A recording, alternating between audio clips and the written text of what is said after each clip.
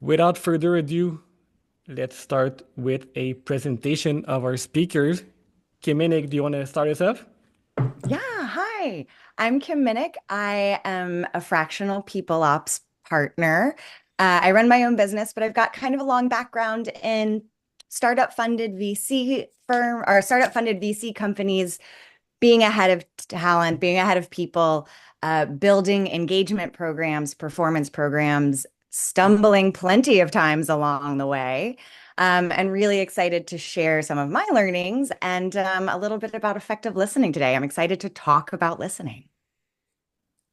Thank you, Kim. I'm excited for you to be here. We did it. It was a challenging one, but we did it. And audience, if you can give Kim a warm welcome. I think she mentioned earlier this week that is her biggest speaking event so far, right? I am so nervous. I've got my coffee. I've done everything I can to be in the zone, but I am so pumped that this many people are here. Thank you all for joining. Let's see how this goes. It's really exciting. Yeah, well, you're doing great so far. So keep up the good work, Kim. Cyril, do you want to introduce yourself next? Sure. So, hi everyone. As you know, my name is Cyril. So, I'm a people director at Workleap. Been for the past 7, 8 years over there with a kind of a weird background. I'm coming from software development. Used to be a developer. Used to be a director of software engineering. Used to be many other things before. So, like my perspectives probably is going to be a bit different. I don't know. Maybe not. We'll see. Anyway, excited to be here and talk about this one with everyone today. Thank you, Cyril. For those who are familiar with Cyril, it's not his first Workleap speaking event. So thank you, Cyril, for coming back with us. We're super happy to have you. Last but not least, Kim Rohrer, do you want to introduce yourself? Hello, sure.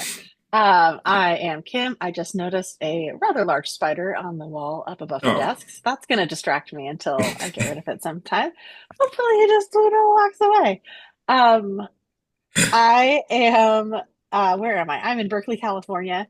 I am the co-founder and chief creative officer at Peak HR. We do training programs for mid-career HR professionals and just recently announced early career HR professionals or folks who are HR curious. You don't want to shell out for certification programs from companies who are facing discrimination lawsuits. Maybe check us out. Um, no, lots of shade. What am I talking about? Lots of shade. I also have my own practice at Patchwork Portfolio where I do creative writing and freelance writing in addition to coaching and all manner of communications and creative design projects. Um, I was very excited about this topic because sometimes effective listening is hard for me, and I'm excited to talk about it. Thank you, Kim. I'm really excited for you to be here. It's been a while, I think, since we had this collaboration in the works. I think the first message I sent to Kim was back in June. I've been following Sounds right. your journey for a while, reading on your Substack back in the day. I care too much, so I'm really, Oh, really yes. excited for you to join us, and I'm sure the audience also is. I think it's going to Thank be you. an interesting one. And if I'm not mistaken, it's the first time for the duo Kim Witted together, correct? That's right. I was just texting Kim last night. I was like, how have we never been on a panel together? This is crazy. So I'm very excited to be chatting with Cyril for the first time in public. And to have I'm like, it feels like this is going in our baby book. This is our first recording. I know. Cyril, thanks for dealing with what is Kim Witted. These hmm. conversations normally happen IRL. So Behind closed doors. yeah, No we'll problem. No problem. It's my pleasure. It's fun. Awesome. Like it's having fun on cam, so it's all good. No problem. That's right. All good. Perfect. It's Thank gonna be you. great. So, without further ado, let's jump in the heart of the topic. So, first of all, for everyone joining us today, the topic is listening, is effective listening. But before we start off with the question, why are we tackling this topic?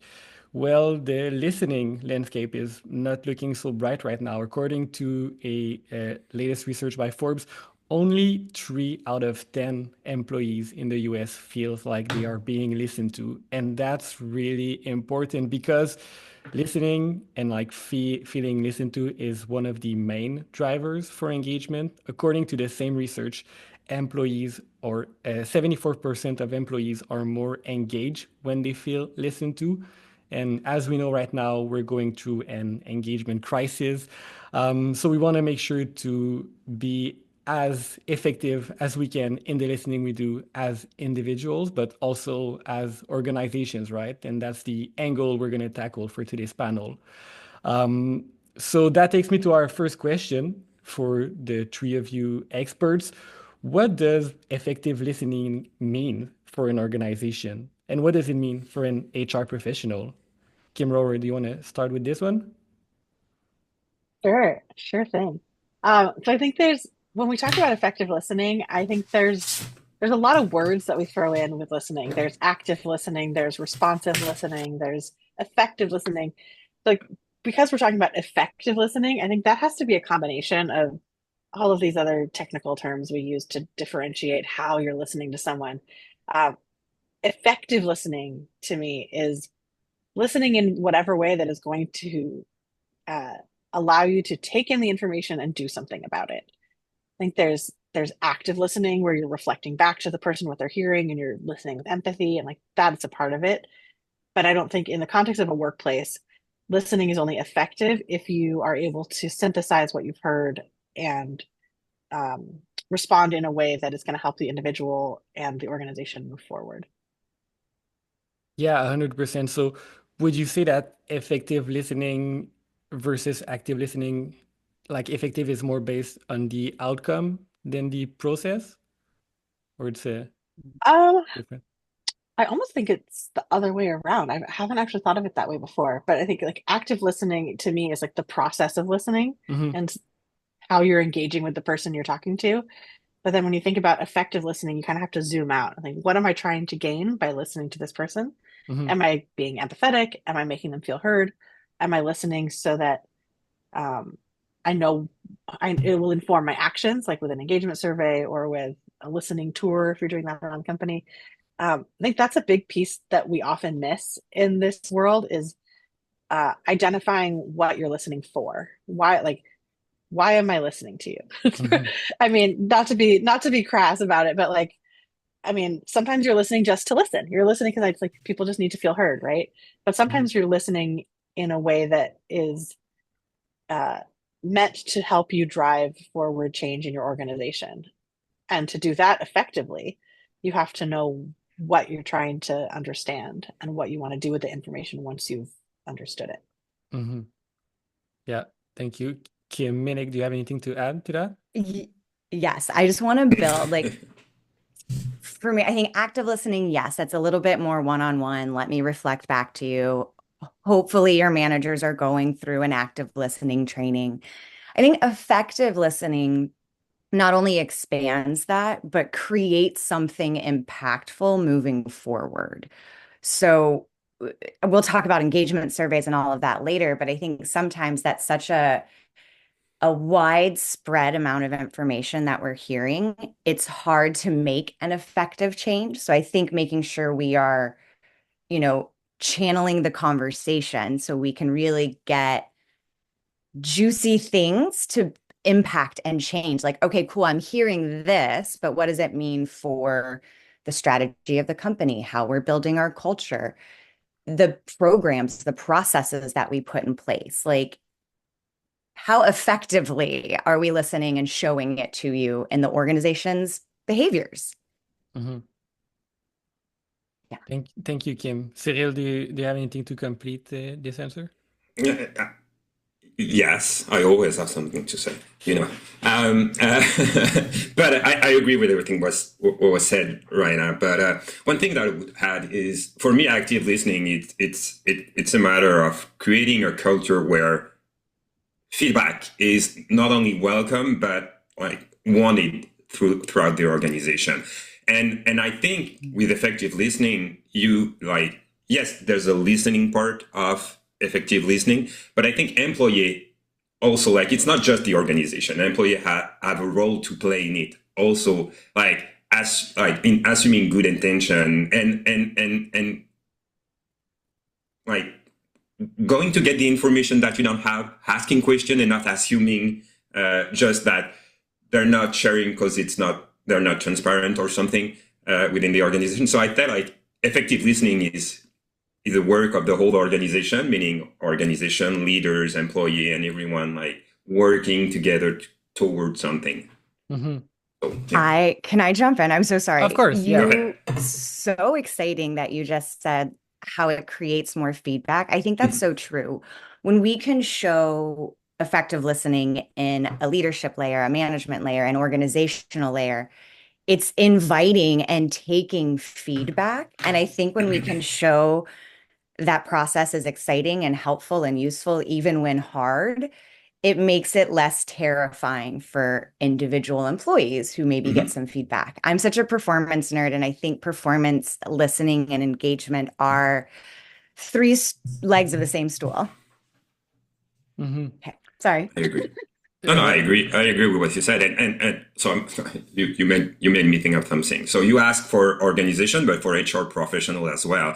And I think one thing that I like to say is, for HR professional, first of all, is a fundamental to understand that effective listening, how to effectively listen to the organization and everything. But what I like to say is understanding what is not said. So you can do survey, you can do everything, but you got to look like holistically to everything and understanding what's not said in the words, but more what the trends, like connecting the dots. It's effective listening also.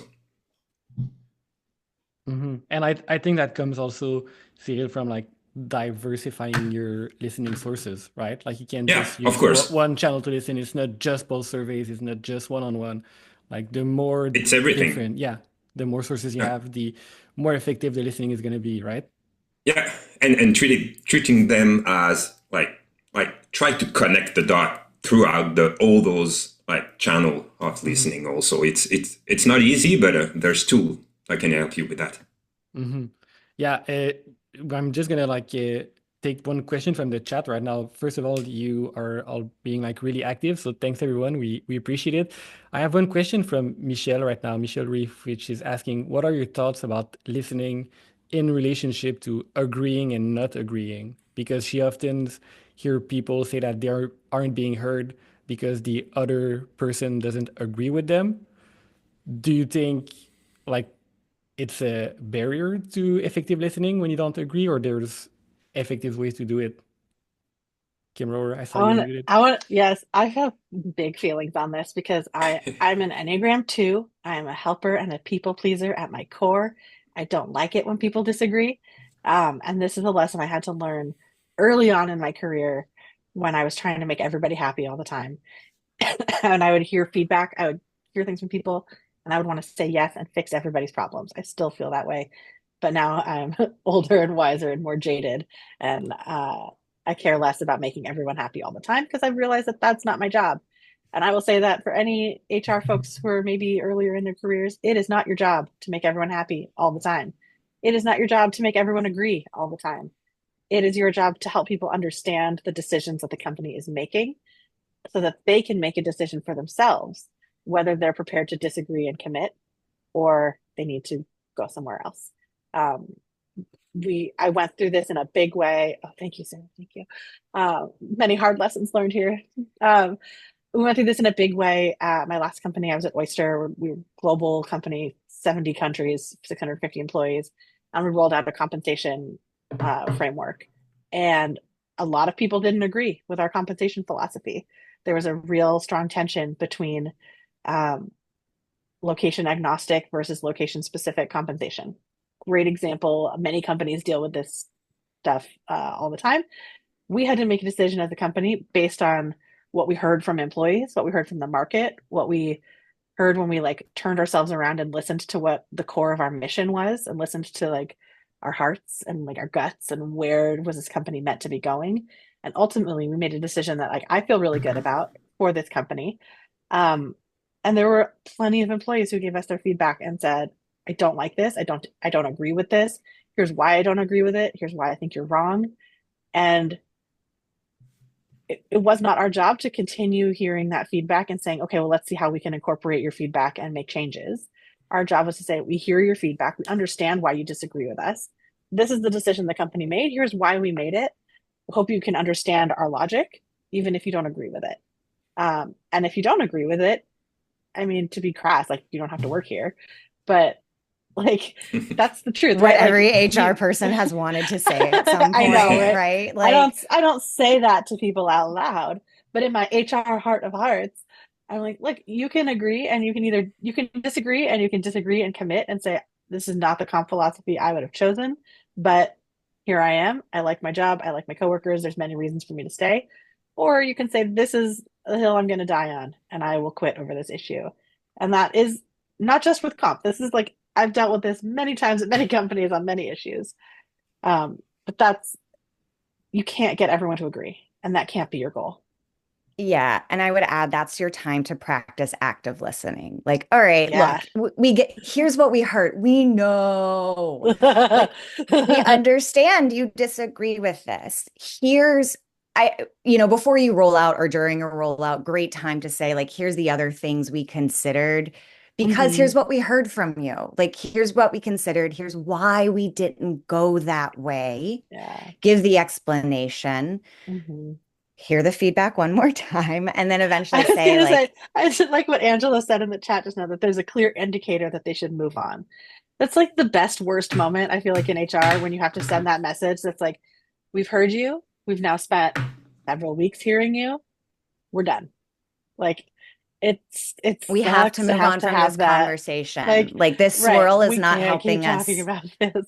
Exactly, that's part of the effective listening, Right? like knowing when to move forward. I think it's a big thing that needs to be taught. I agree with everything that you said, Kim. I'm like 100% with you. I did this same mistake, same thing early on, like trying to please everyone with a process that we put in place and everything. It's never gonna happen. Never. So I agree. People are hard, man. Oh yeah. People are hard. Mm-hmm. People are hard, and when you try to please everyone, you kind of lose yourself too sometimes in that process, right? It's important. And it's never gonna happen, even if you try. It's never gonna happen. Yeah. Good lessons here. Thank you, everyone. So that takes us to our second question on the panel. So we just mentioned disagreeing. That's a good segue.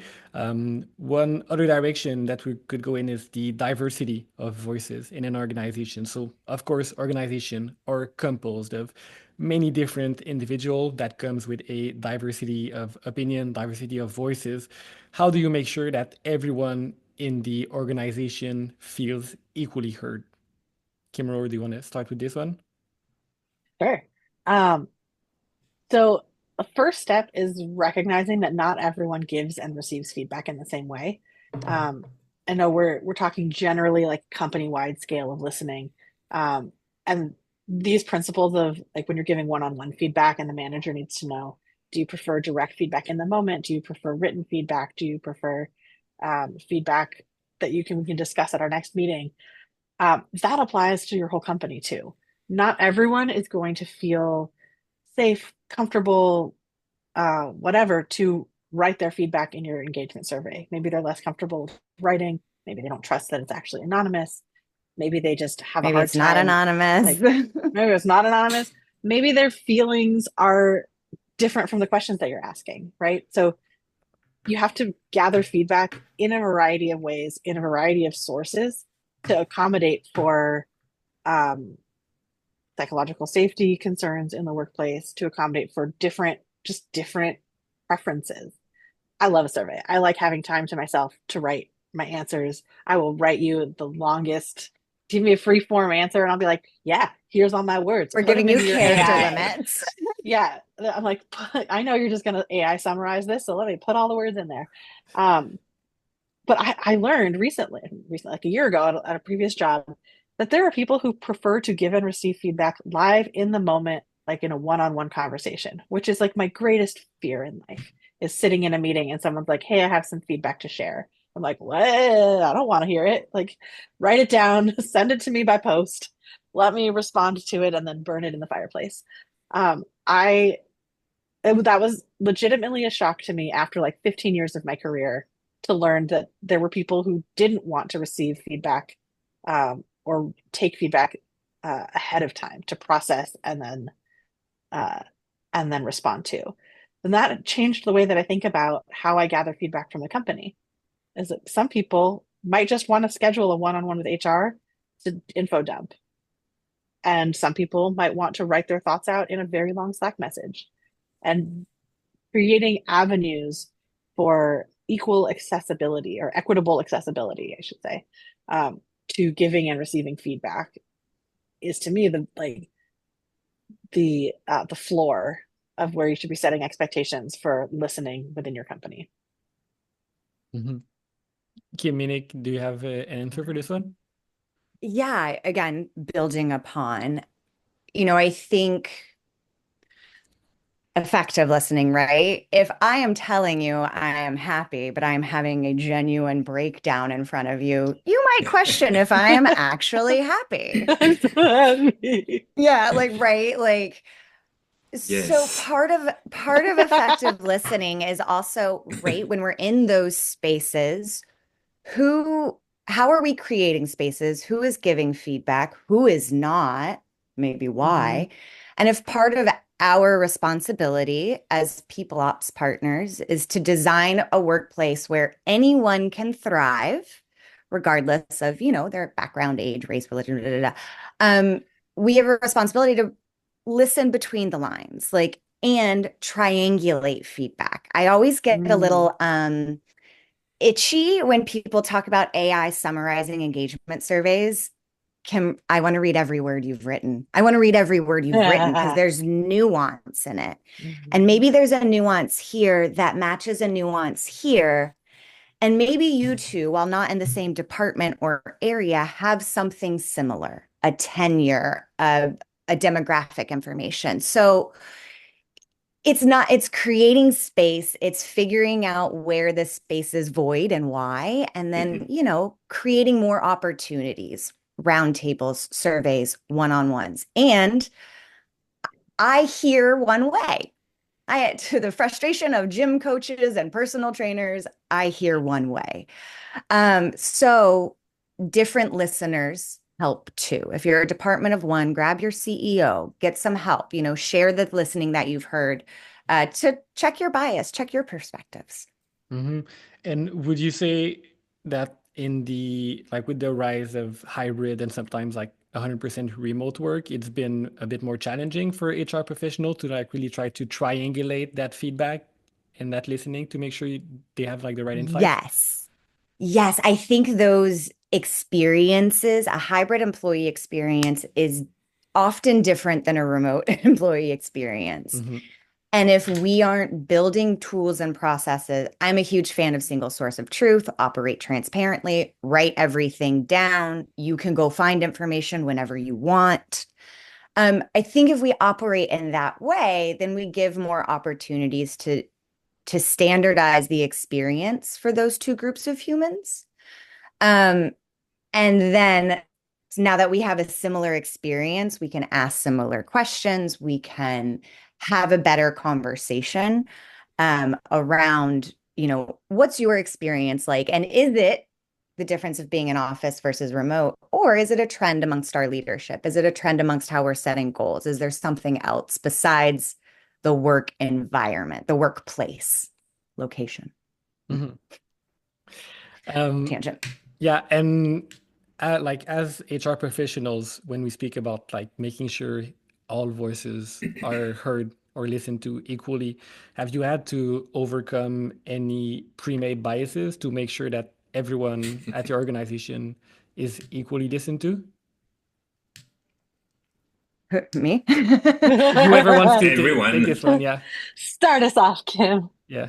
I mean, for those of you who maybe can't see a video or just listening, I am a white woman who grew up in the southeastern United States.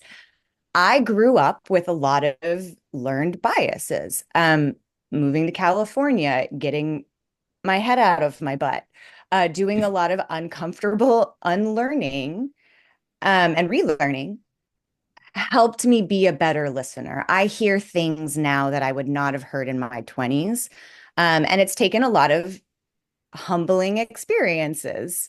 I'm grateful for them, but yeah, my bias and me not listening because I know better, it's fine, has bit me in the butt enough times and in front of enough companies that I listen differently. I can set aside my, oh, well, and that's not just like my demographic background. It's also my HR professional background. I think a lot of times HR people, we also say like, well, I know the laws, I know the compensation philosophy, I know this, I know that. I know. And again, we're not setting aside our biases, our knowledge, and coming into the conversation as a really true open door. Yeah. Mhm. I like what you said. I like what you That's said, really the vulnerability around like changing oneself to listen better. Because I think it starts with the person that's listening. I agree with everything you said. Like we need to work on ourselves to be able to be a better listener, bias, and everything. Like I'm a middle-aged man, meaning like white, and it's the same thing. Like I need to, so somebody in the chat talked about proximity bias. We're working in a hybrid environment at Workleap. Some people at the office, not. I'm going to the office like 2 times a week because I love it. Like I love our office and everything. But I talk to people over there more than I talk to people maybe like that are never like in BC or somewhere else, like not coming to the office. So like we need to be careful, like in the way we're listening. I completely agree. Like working on our own bias is a prerequisite. I think you're right. Yeah, it's one of the best things you can do as an HR person, which I say I'm biased in favor of this because I spent the last like 2 years doing it. And I've seen the tremendous value that it's had on my work as an HR leader to do that deep self-exploration.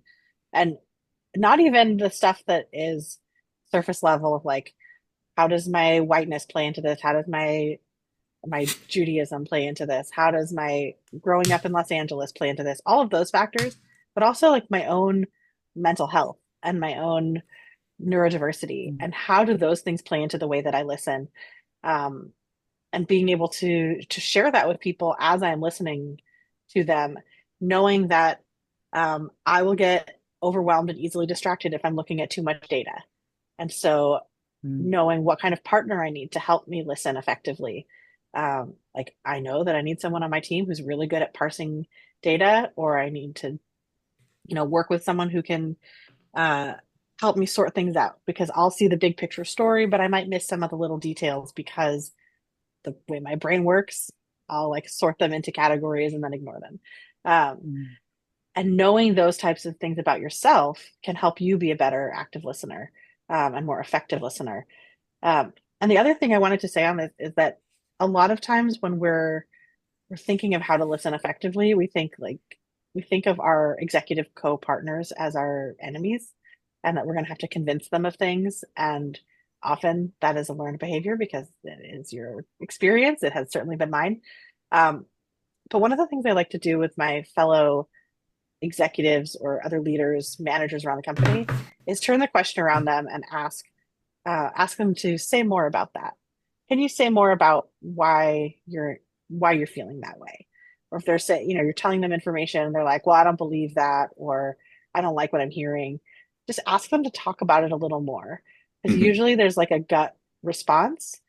I've definitely seen it happen where when I ask them, like I poke a little deeper and ask my fellow execs to explain their responses a little deeper, they start saying things. I'm like, oh, that's really interesting. Why do you think you might be thinking that? And then like eventually we get to the point where they're like, oh, maybe it's because I've never worked with anyone from this country before.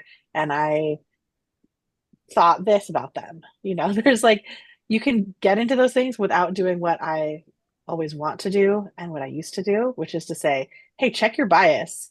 Like you are being racist right now because they're not going to respond to that. They're not going to be able to listen to you if you just call them out on their bullshit right away. I forgot to ask at the beginning of this webinar if we're allowed to curse or not. I usually ask. Go ahead. I know I had to change a phrase earlier. Like, whoops. But usually people aren't going to respond well, and they're not going to be able to effectively listen to the feedback you're giving them or the input you're giving them if you're just calling them out. So, like calling them in and inviting them to check their bias together with you. Um, it works even better if you can get them to come to that conclusion themselves. It's kind of like the concept of managing up, but listening Yeah. up in that case, right? Listening up. Listening up. Yes. Listening up. Making them Perfect. think it was their idea. Awesome. It's not manipulation, it's HR. No, it's effective. It's effective listening. It's influence. It's not manipulation. It's Okay. influence. That's right, Cyril. That's right. Influence versus manipulation, the HR journey. We're gonna have to take this topic for a future webinar. Perfect. So that takes us to our third question. Usually that's the question I prefer for each panel. I think that's the question the audience loves to hear your answers to also. So we're gonna go into the nitty-gritty, as our other recurring panelist, Matthew, calls it, the meat and potatoes of the topic. So what we want to hear is real life examples. I'm sure you have plenty of those. So what we'd like to have for this question is examples of where or when active listening led to a positive impact at your organization. Or on the flip side, because I know that Kim Rohrer, you mentioned earlier that sometimes it's a skill you need to practice.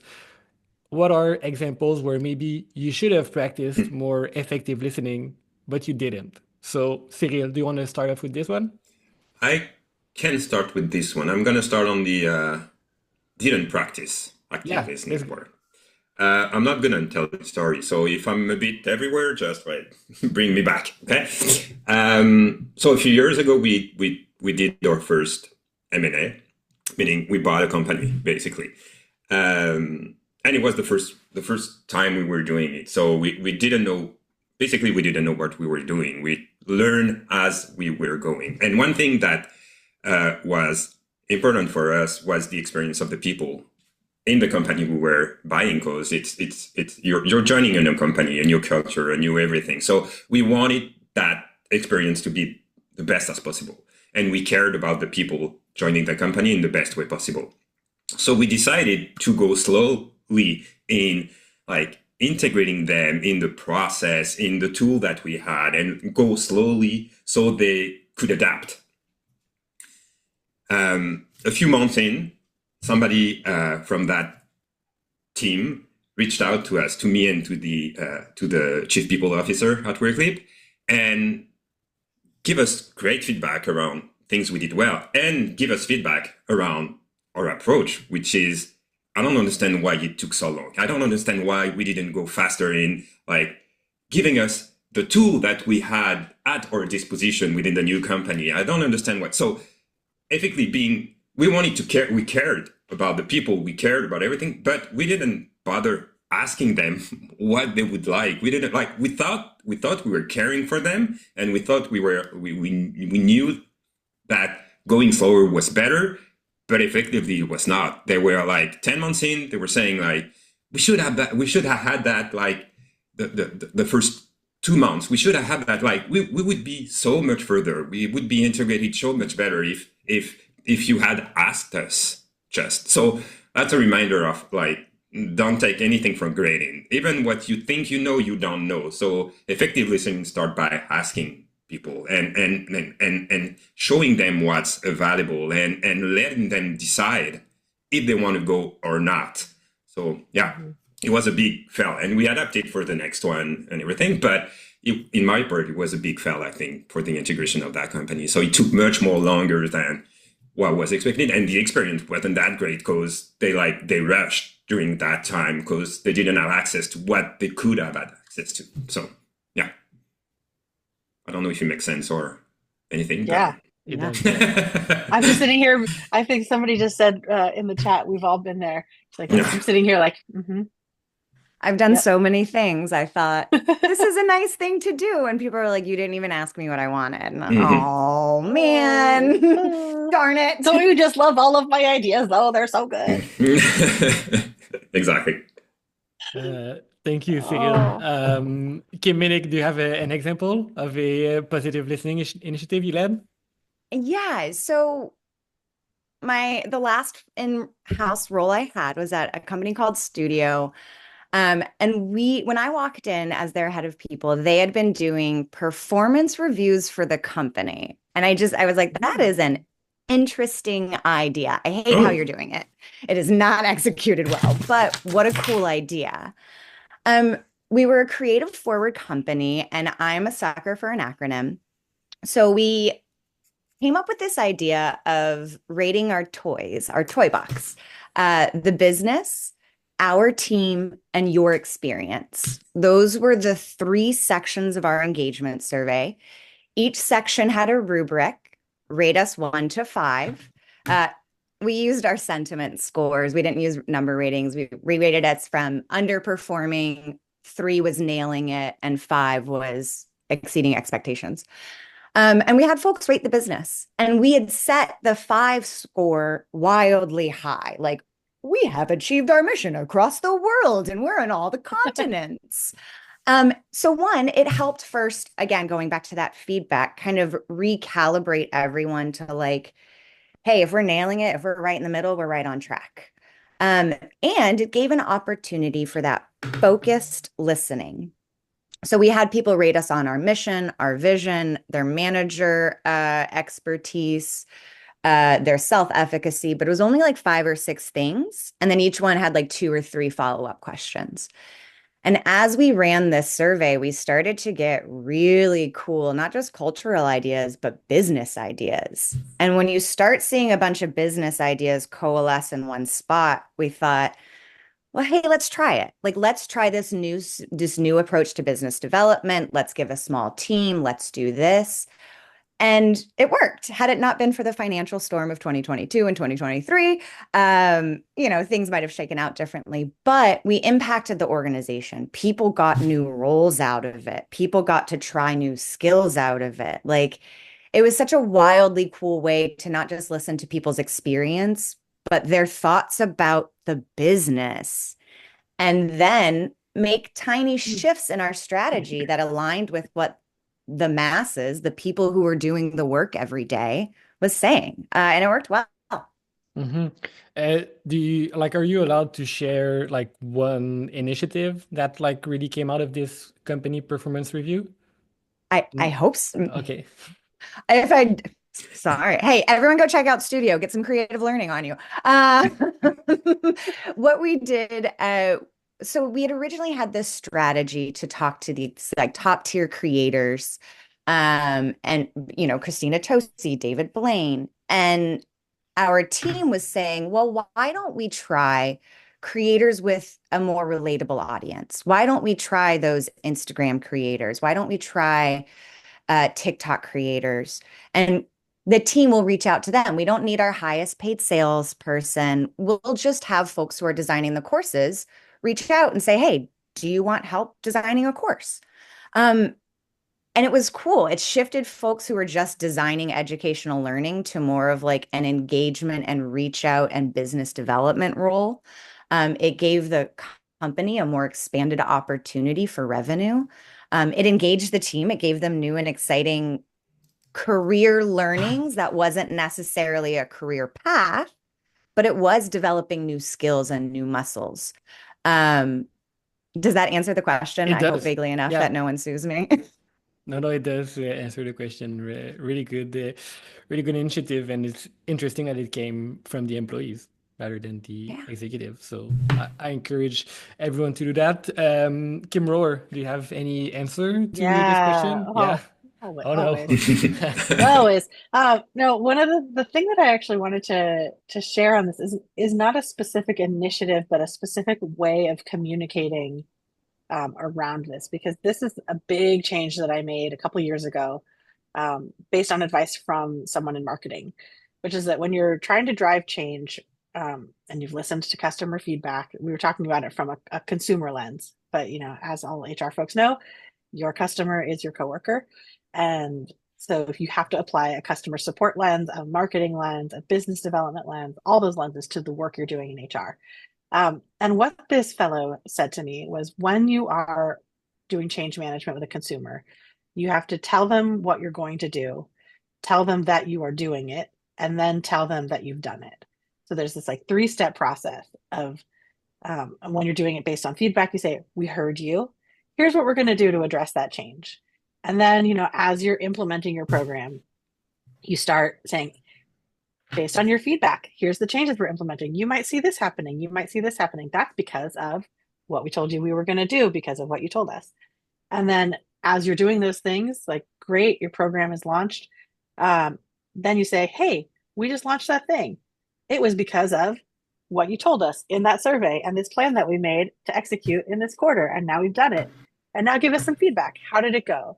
And the use case for that kind of stirred this up in me was that I was getting a lot of engagement surveys through where there's always that question that we ask that's, I believe action will happen as a direct result of my feedback in this survey. Or I believe that action will come directly because of things we said in the survey, something like that. Basically, like, I trust that I'm giving feedback for a good reason and something will happen. And I was getting so fed up with those scores being in the toilet, survey after survey after survey. So I'm over here in HR being like, you said you wanted these things. We changed those things. We did them for you. And now in the next survey, the scores went up, but you think nothing happened as a result of the last survey? Like, what? How do you not get it? That's because they're not in it every day. They're not, like, they gave their feedback and then they heard nothing. And so, yes, those things changed. They're happy about it, but they don't remember that what they said on a survey 6 months ago, or they don't tie what they said on that survey. They have a whole job they're doing. Right? This is not their job. Like, remembering and analyzing, focusing on survey feedback is not their job. They gave the feedback, and now, yes, their feedback is better. I mean, I've seen this in every freaking area of a company survey. But I can give a very specific example around manager. There's a survey question that's like, my manager, something about like, my manager thinks about my career development, something like that. And people are like, no, my manager does not give a crap about my career development. And so we're like, okay, we got to coach managers this next quarter on how to better proactively address career development outside of the performance management conversation, outside of the promotion cycle. And we built in a new practice and people were excited. The next survey, the scores were like exponentially high. I don't know, exponentially math. They were much, much higher, like double-digit points higher. And we were like, yay, look at that. We were here, now we're here, survey action done. But still, our scores for I believe action will happen as a direct result of this survey were in the freaking toilet. And I was like, this doesn't make sense. Make it make sense to me. And this is when the marketing executive was like, have you thought about how you're marketing your survey communications? I was like, no. I told them the results of the survey and then I acted on it. What's to communicate? And so then the next time we did a survey, we did a much more detailed communications plan. That was, we heard you. Here's what we heard. Here's what we can change this next quarter. Here's what we can't change. Here's what we are working on. Here's what we're not working on. And here's why we're prioritizing these things over others, so that people don't expect that you're going to address every single complaint in the survey every single time you'd run one.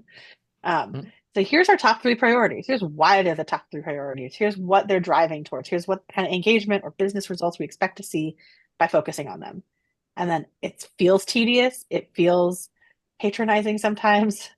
But the marketing person also said you have to tell people things in 5 different places, in 5 different ways, 5 different times for them to get it. So every time you communicate, you're like, hey, managers, because of the survey feedback, this is what we're doing. Hey, employees, you might be noticing this from your managers because of your survey feedback. And I'm like, don't you just remember? Like, no, they don't remember. It's not their job to remember. It's your job to remember. No, and like, not knows? Sorry, go ahead. Go ahead, Kim. Who knows how they were feeling when they filled it out too, right? Like, maybe they just got out of a bad one-on-one. Maybe they just got out of a great one-on-one. Exactly. Like, effective listening is also listening over time. And reminding and marketing. I love that. Yeah, I was going to type this, but I'm just going to say it out loud. Kirsten, the issue of people not reading emails or not reading all the information is extremely frustrating. I feel you so hard. My documentation, my communication, they are so good. And when people don't read them, it makes me very upset. But this is why you have to do it in different ways, in different times, 5 times. Video, Slack, all hands meeting, managers saying it in the one-on-ones, and emails. Like, just sending it via email, you're going to get people who are like, oh, I don't read my email. just doing it through like an Asana task update, I've literally had people say, "Oh, I don't look at Asana." Like, but that's the project If management tool we use. What do you mean you don't use if it? you've ever gone to a gym class or done any sort of physical activity and realized your body is not doing what your mind is telling it to you, and your coach is maybe saying something, and you're like, but I'm doing that. And your coach is like, nope. And then somebody says it in a different way or gives you a Mhm. different cue or a different approach. And then you're like, oh, that's what that means. Mhm. Like it's I the didn't understand what my trans same. abdominis muscle was or how to access it. So you just shouting trans abdominis at me does not help. Yeah, Uh, but if you shout, "Where's your belly button?" Maybe that right? helps. Is that my trans abdominis? That's just a word that I pulled from Pilates class. I don't actually know where it is. Sorry, Yeah. Cyril. No, but that's part of effective listening. Those data, the data that people don't engage with your email, people Right, like don't like your Slack message. right, There's no emoji on it, so you need to understand all right. those cues to effectively Yeah. listen. And like you said, people. So some people are too young to know about email. Even they I don't. know. They don't look at emails. They're They like, what Can never I even is join check it? Slack and them? everything. Where are those people? I want to join that tribe. Well, you know what? This is totally an advertisement for Notion. They're not paying me to say this, but um, it is worth it for your company to up level your Notion subscription to the layer that allows you to see analytics on page views. That was a game changer for our documentation team at Oyster because we would a lot of our communication would be like, here's the detailed Notion page with all the information you need because we had a very robust. You can find it online, like 80% of our internal handbook and stuff is online. Um, but when you create a Notion page and you're like, well, I hope people see it. I'll send a Slack message and you say like emoji react with a thumbs up if you've read this message. And like Mhm. some people will, some people won't. But you can go to the Notion page analytics and see if people have been viewing your page. And so that was really helpful for us. Also using a Loom video instead of a Slack video, for example. And you can see, okay, we didn't do it like on a granular per person level, but we could do it by department. And so we could say like, okay, 10% of the engineering team has viewed this Notion page. Now, instead of sending a message to the entire company being like, hey, go read this page on manager effectiveness in one-on-ones, we can just target the engineering team. We can say, hey, VP of engineering, what's going on with your team? They're not reading this. You need to get them to read this. And here's why it's important. Because it can't just be most of the stuff we're talking about, it can't just be HR because then it just becomes another message from HR. I No, literally no, yeah. had someone at my first HR job say, "Oh, when I see a message from HR, I just ignore it." And I was like, "But that breaks my little heart." I was like 25, and I Cool. was like, "What do you mean you just ignore my email?" Um, but that's good feedback too, right? It's like, okay, well, why do you just ignore it? Is it scary? Mhm. Is it unclear? Is it something you don't think you have to act on? Am I not being clear enough in my subject when I say urgent that it's urgent requires action from you before tomorrow? Like, and that helps me curate my conversation to better understand why it's landing or not. But if you don't understand why your communications aren't landing, it doesn't matter how many surveys you do. People aren't reading Yeah. the results. People aren't listening to you. And if you're basically just standing up in a crowded room and yelling something once, hey, urgent thing Uh to do. And huh. then that's the one and only time they hear, oh, start 2 weeks before, tell your managers they need to preview it with their team. Like hmm folks should know that urgent message is coming before it comes. And to your hmm point, like define it. What does urgent mean? Like, what is the action required? Are people going to have to get a degree in law to read what you've written? I am a horrible offender of writing very formal documents. People don't want to read that. Just No. don't. They want Um, GIFs and emojis and headings that are bigger than the text and Same. like make it easy to scan and find the right information. This is a very, I was gonna say stupid tip. It's not a stupid tip, it's a smart tip. It's just a simple one. But when you're creating like a long document, use those headers that link back to other things and keep the table of contents like flowing throughout the doc.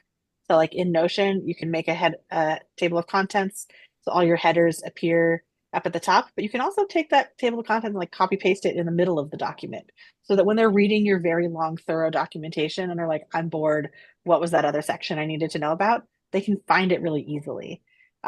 guiding them through like it's a story you're telling versus a list of things they need to read. Like bring them along the journey of why is this important for them? Why does this information matter to them? Make it personal. So that, and all this is hard, right? This is not like send an email saying Steps. your benefits reminders are due. You don't have to do it all at once. There are coaches and fractional people available, some of whom are on this call, who can help walk you through some of this stuff at a very low investment. Like you don't have to hire a whole person to do this. You can get an advisor for a project. And the other piece I will say is automate whatever you can. So I love if it. you can batch these communications and schedule send them, most email services allow you to do that. You see that a lot in new hire onboarding, where you can set triggers where it's like once they do this, then the email goes out to send them on this. The less you yourself have to remember, oh, it's been 3 days, I need to send the next email. Like set up as much in advance as you can so you can just block yourself a couple hours, write and schedule send all your communications. And then if you have to go in and make a tweak, you can make a tweak. At least in Slack, Google, LinkedIn, even like most places you can edit your scheduled draft. Well, that's why those Notion docs are so nice, right? Like if you always repoint people back to that single source of truth. Right. And now we're really talking Right. more about communicating than listening. I think It's true. That's But it's such part of an it. important part of That's part of listening, it. right?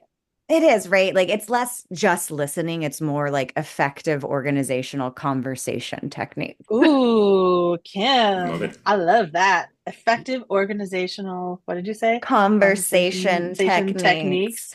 trademarked. Listening is just one part of it, right? And Truly. part of how you communicate is you're demonstrating what you have heard. You're showing them that you have heard what they need and you're reflecting it back to them, which is part of the story you're telling.